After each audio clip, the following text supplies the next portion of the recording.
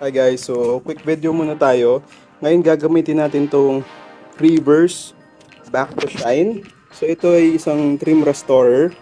So sabi dito, revitalizes faded and dull exterior rubber and plastic back to its original shine. So directions niya, so clean and dry, katatapos lang natin linisin sa sasakyan.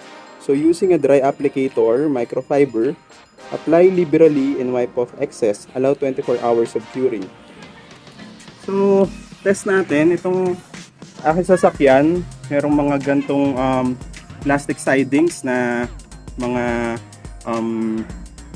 accessories. So, as you can see, ganito siya before i-apply. Since ito yung madalas na naarawan, ito yung madalas na madaling nagpe-fade. So, gamitan natin itong back to shine. Tignan natin kung gaano siya babalik sa dati talaga or kung mare-restore niya tong kulay ng ating siding. So, spray natin.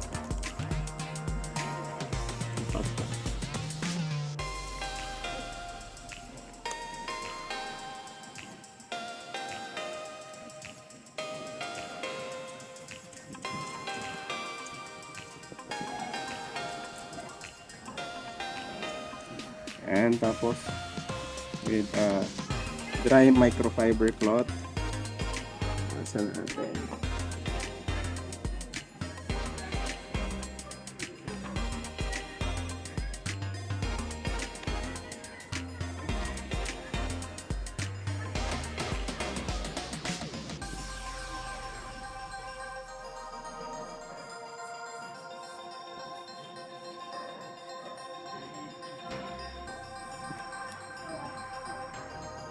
So, first apply natin. Working naman siya. I mean, look at that difference. Ito yung original bago ma-applyan.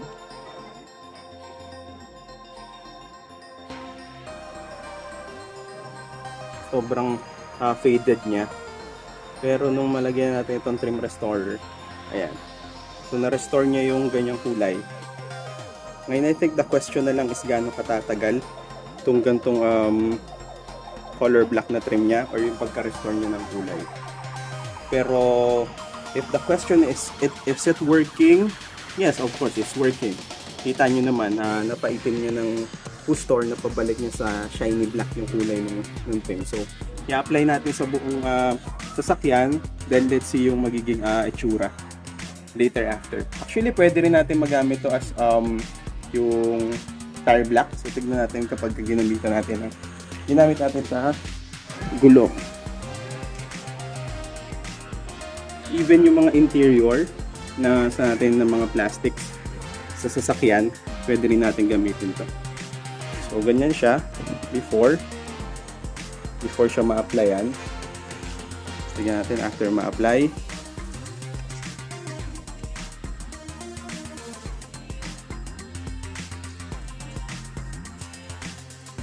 To be honest, medyo hindi ko lang gusto yung pagkakaspray niya. Medyo makalat.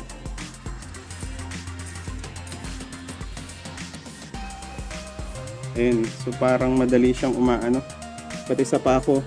So parang hindi niya na sa center ng mabuti yung pag-spray. Pero wow. So you can see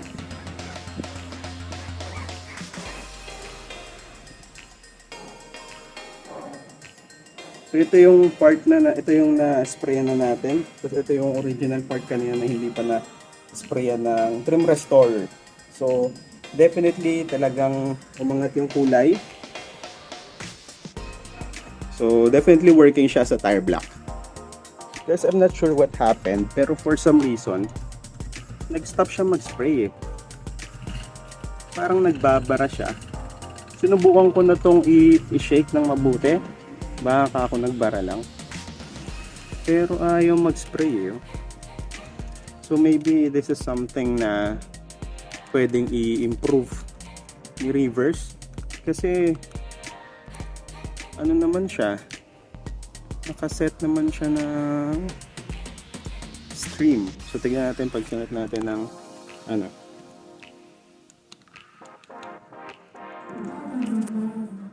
So yan, nakaset na siya ngayon ng spray.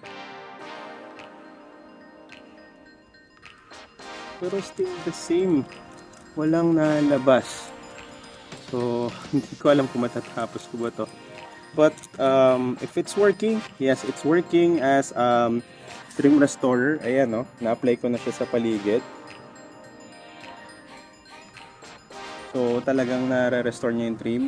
However, konti pala nagagamit ko, guys. Pero ano na siya. Nag-stop na siya mag-spray. So, hindi ko alam kung anong problem. Tatry kong palitan ng sprayer. Baka sprayer lang ang problema. So, mag-update ako sa inyo, guys. So, guys, after ko mapalitan ng sprayer, ayan, so nakaset na siya ng spray. So, it's working again. So, nag-work na. Tapos medyo maganda na yung spray. So, I think it's the sprayer. Yun yung problema.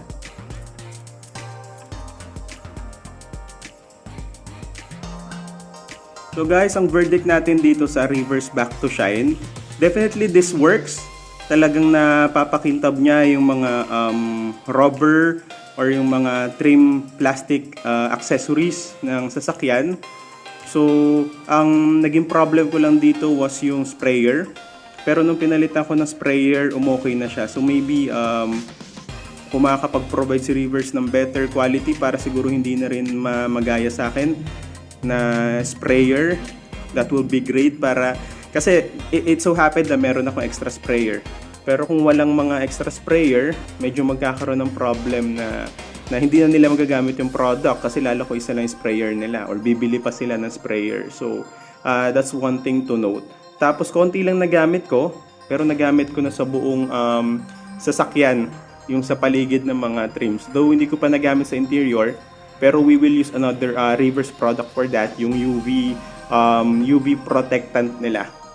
So, I suggest that you try itong kanilang trim restorer, itong kanilang back to shine, para na rin mapangalagaan natin yung ating mga plastic accessories na sasakyan, yung mga sidings, yan, yung mga trims, yan.